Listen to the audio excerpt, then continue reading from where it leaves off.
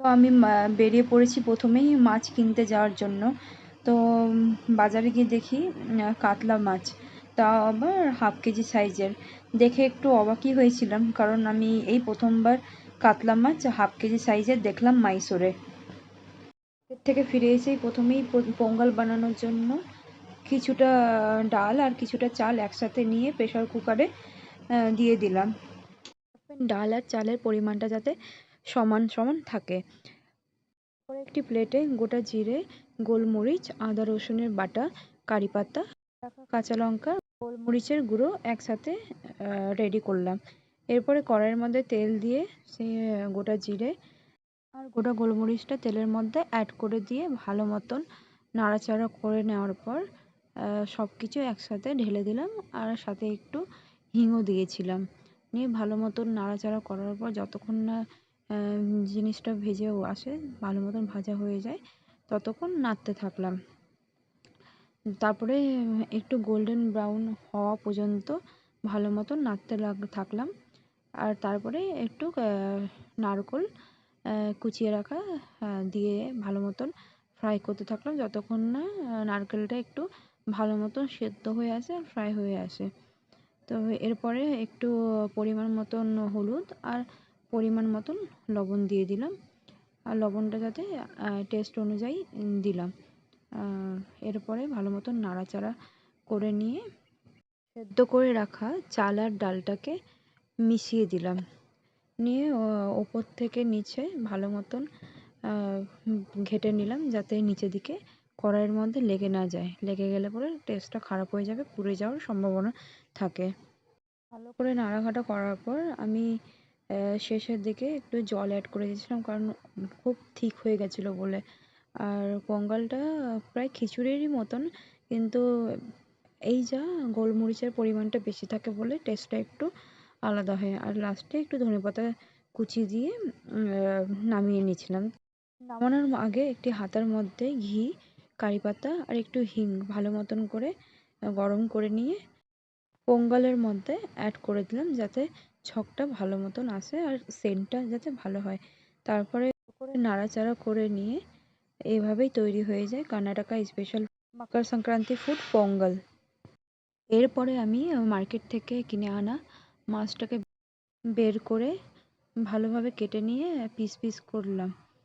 এবার দেখতেই পাচ্ছেন মাথাটাকে বেশ ভালো মতনই কাটতে পেরেছি, কিন্তু পিসগুলোকে ঠিকঠাক করে কাটতে পারিনি।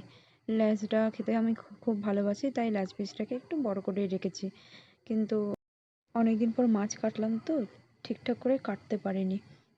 যাই হোক, আমি মশলাগুলোকে রেডি করলাম মাছের তাওয়া ফ্রাই বানাবো বলে। তো এই দেখতেই পাচ্ছেন এই মশলাগুলোকে গ্রাইন্ডারে করে পিষে নিয়ে ভালো মতন চামচ দিয়ে লঙ্কাগুলোকে মাছের উপরে দিয়ে ভালো মতন মাখিয়ে নিলাম, মশলাগুলো যাতে ভেতর পর্যন্ত যায়। তো মাখিয়ে নেওয়ার পর প্রায় হাফ অ্যান আওয়ারের মতন ম্যারিনেট করতে রেখে দিয়েছিলাম। দেখতেই পাচ্ছেন বেশ ভালোভাবে মাখানো হয়ে গেছে। এরপরে একটি কড়াইয়ের মধ্যে তেল গরম করতে দিয়ে এক এক করে মাছগুলোকে গরম হয়ে যাওয়া তেলের মধ্যে ছেড়ে দিলাম। দেখতেই পাচ্ছেন ভালো মতন ফ্রাই হচ্ছে। পরে একটু কারি পাতা অ্যাড করে দিলাম, কারণ কারি পাতা দিলে পরে টেস্টটা বেশ ভালো আসে তাওয়া ফ্রাই করলে পরে। আপনারাও এইভাবে বানিয়ে দেখবেন, খেতে বেশ ভালো হয়। এখানকার মার্কেটে এই মাছগুলো খুব ফেমাস। প্রায় 50 টাকায় 100 গ্রাম করে দেয়। তো আমি ভাবলাম 50 টাকায় 100 গ্রাম কেনার থেকে ভালো রুমের মধ্যেই যাতে বানাই, তাহলে পরে সেটা কম খরচে বেশি কিছু খেতে পারবো। ভাজাও হয়ে গেল আর মাছের ঝোলও বানাতে পারবো।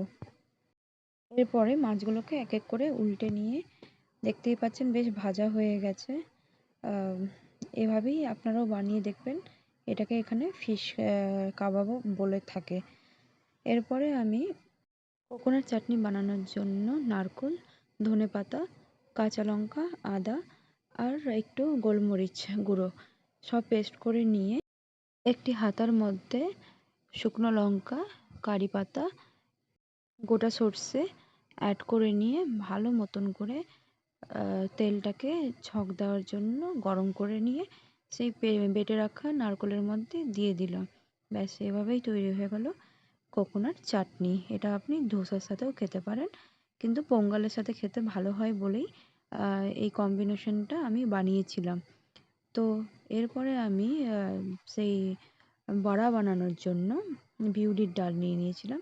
বিউলির ডালটাকে পেস্ট করে ওর মধ্যে নারকোল আর কিছুটা কাঁচা লঙ্কা আর আদা দিয়ে ভালো মতন পেস্ট করে নেওয়ার পর এইভাবে ছোট ছোট বল করে এক এক করে দিয়ে গেলাম। তেলটা গরম হয়ে যাওয়ার পর দেখতেই পাচ্ছেন তেলটা বেশ ভালো মতন ফুটে এসেছে। আমার এটা হলো সবথেকে ফেভারিট বড়া। আমার খুব ভাল লাগে এটা। এখানে কিংবা আমরা বাড়িতেও খেয়ে থাকি, বাঙালিরা এভাবেই বানিয়ে থাকি। এখানে আবার অন্যভাবে ডিজাইন তৈরি করে। তো এক সাইডে হয়েই গেছে, নিয়ে সব বড়াগুলোকে উল্টে দিলাম। দেখতেই পাচ্ছেন বেশ লাল হয়ে এসেছে। সবগুলো জয়েন লেগে গেছিলো, তো যাই হোক ওই জয়েনগুলোকে ছুটিয়ে নেওয়া যাবে, সেটা কোনো অসুবিধা নেই। তো আজকে মকর সংক্রান্তি স্পেশালে পোঙ্গল, কোকোনাট চাটনি, বড়া, পাঁপড় ভাজা আর ফিশ ফ্রাই, আর লাস্টে আমার ফ্ল্যাটমেট হচ্ছে কি সুইট পোঙ্গল আর কিছু গোটা সেদ্ধ দিয়ে গেছিলো। তো আজকের ভিডিওটি এখানে শেষ করলাম, দেখা হবে পরের একটি ব্লগে। Bye bye.